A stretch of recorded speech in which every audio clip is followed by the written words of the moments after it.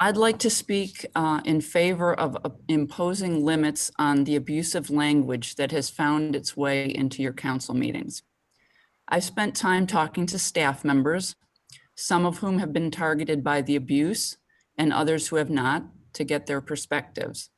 The significant negative impact of this language on our staff is of great concern to me. In previous conversations at council, some of you seemed reluctant to curtail any language presented by the public because of free speech concerns. The right to free speech is not unqualified or unconditional, as you know.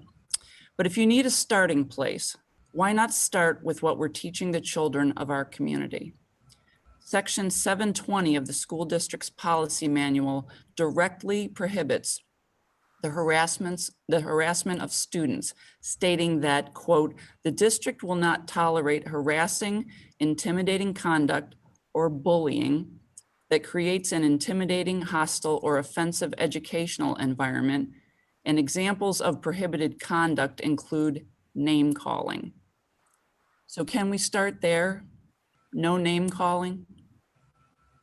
The school district's policy goes on to talk about threatening behavior, specifically physical threats. Well, thank goodness I don't think any staff members have been threatened with physical harm. How about a threat to their livelihood? When members of the public make unfounded, sweeping accusations of wrongdoing and lying, corruption, collusion are some of the words that have been used, that threatens people's livelihoods because it undermines staff members' personal and professional reputations. There are no specific allegations, no chance for the person accused to address the accusations. It's another form of verbal abuse, and it is toxic. And since accusations like these also have potential legal implications for staff and the city, it's also reckless. The city has a policy to promote a respectful, productive, professional, and diverse work environment. We don't tolerate behavior by employees that harasses, disrupts, or interferes with another employee's work performance or creates an intimidating, offensive, or hostile work environment. Given that council meetings are part of our work environment and council members are city officials, are you comfortable allowing members of the public to verbally abuse staff? Is that acceptable to you? Our staff members don't find it acceptable. I don't find it acceptable. To use some of their words, they find it offensive, demoralizing, embarrassing. Some people are actively looking for jobs elsewhere because of it. Others are questioning why they should work for a city where conditions like this exist and are allowed to persist. Every year when we present our budget, we remind you that our staff is our most important asset.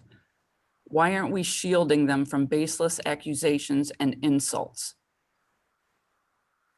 Over the span of my career in public service, I have easily attended several thousand public meetings of various types. I have never witnessed the toxicity that exists in your council meetings and in some of the board and commission meetings.